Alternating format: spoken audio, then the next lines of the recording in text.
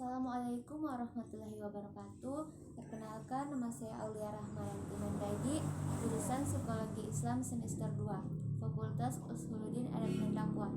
Baiklah, di sini saya akan memperkenalkan salah satu tokoh psikologi kepribadian, yaitu Erik Erikson. Erikson lahir di Jerman pada tanggal 5 Juli 1902. Erikson menekankan kesadaran individu untuk menyesuaikan diri dengan pengaruh sosial. Erikson memandang ego sebagai struktur kepribadian yang otonom, serta berfokus pada kualitas ego yang muncul di setiap periode perkembangan. Menurut Erikson, struktur kepribadian manusia dibagi menjadi 3 bagian, yaitu yang pertama, ego kreatif. Ego kreatif adalah ego yang dapat menemukan pemecahan kreativitas atas masalah baru pada setiap tahap kehidupan.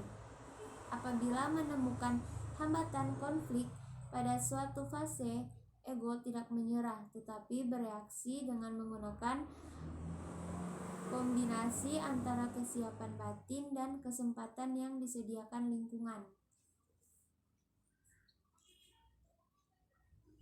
Ego yang sempurna memiliki 3 dimensi, yaitu faktualisasi, universalitas, dan akualitas. Yang pertama, faktualitas adalah kumpulan sumber data dan fakta serta metode yang dapat dicocokkan atau diverifikasi dengan metode yang sedang digunakan pada suatu peristiwa.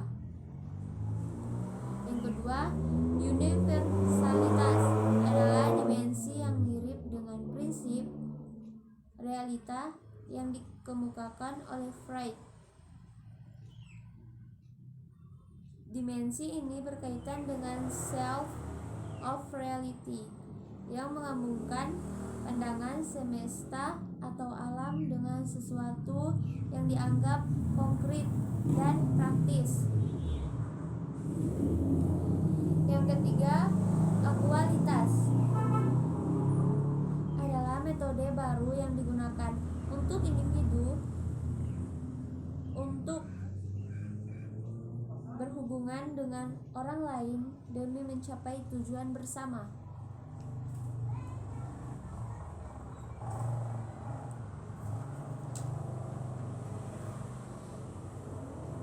Erikson berpendapat bahwa sebagian ego yang ada pada individu bersifat tak sadar. Pengalaman yang terjadi pada masa lalu dan pengalaman yang akan terjadi pada masa mendatang.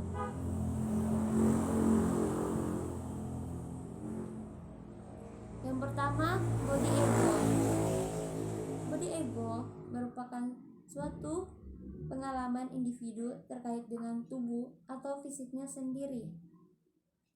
Individu cenderung akan melihat fisiknya berbeda dengan fisik tubuh orang lain.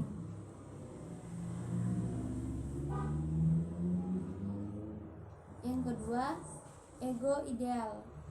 Ego ideal merupakan sesuatu gambaran terkait dengan konsep diri sempurna.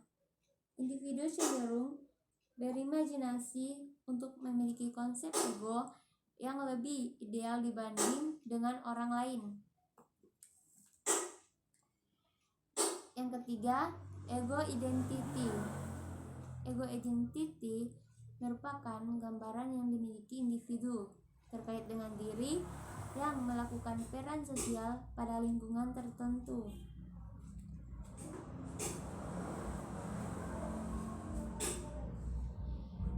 Yang kedua, ego otonomi fungsional adalah ego yang berfokus pada penyesuaian ego terhadap realita.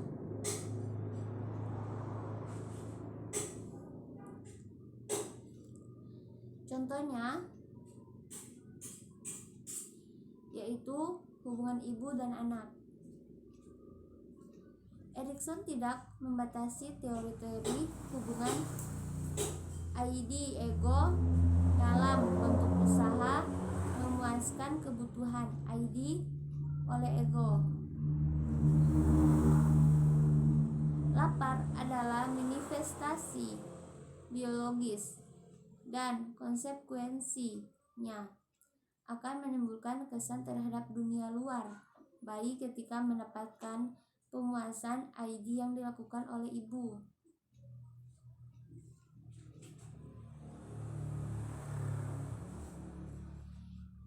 Yang ketiga, pengaruh masyarakat.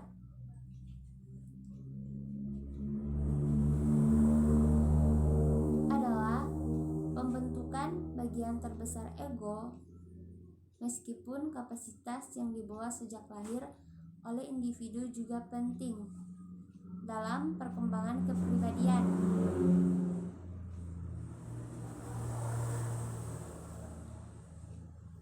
Erikson menyatakan bahwa potensi yang dimiliki individu adalah ego. Ego yang muncul bersama kelahiran dan harus ditegakkan dalam lingkungan budaya.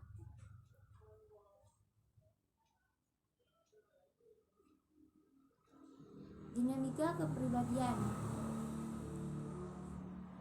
Menurut Erikson, dinamika kepribadian menyatakan bahwa ego adalah sumber kesadaran diri individu. Ego mengembangkan perasaan yang berkelanjutan dan antara masa lalu dengan masa yang akan datang selama proses penyesuaian diri dengan realita.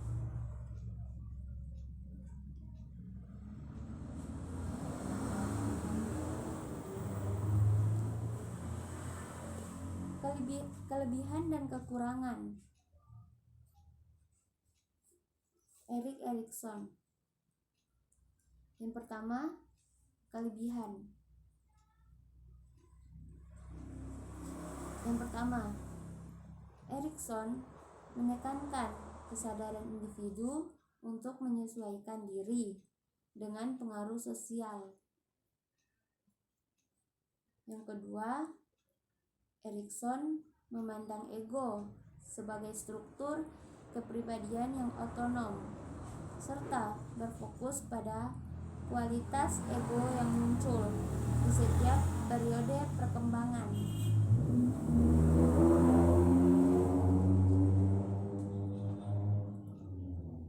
Yang ketiga,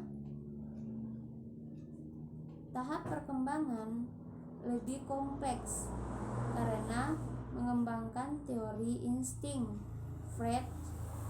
Namun, Erikson tidak memusatkan seks sebagai hal yang mendasari manusia.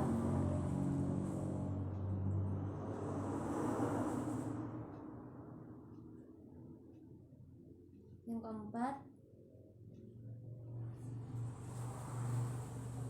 menekankan bahwa perubahan pada setiap tahap perkembangan sangat penting sehingga individu berusaha semampu mungkin untuk melewatinya.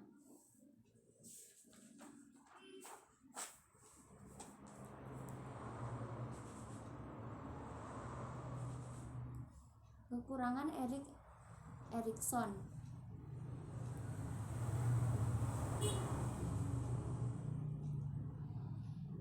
Nilai ilmiah penelitian yang dilakukan Erikson tidak begitu akurat.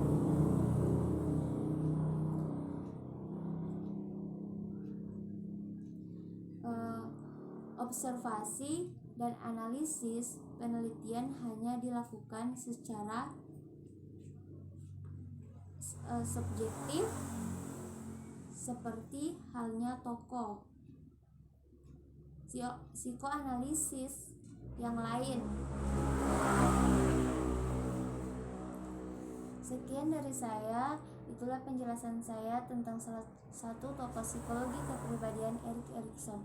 Apabila ada salah kata atau ada yang kurang silap mohon dimaafkan. Wassalamualaikum warahmatullahi wabarakatuh.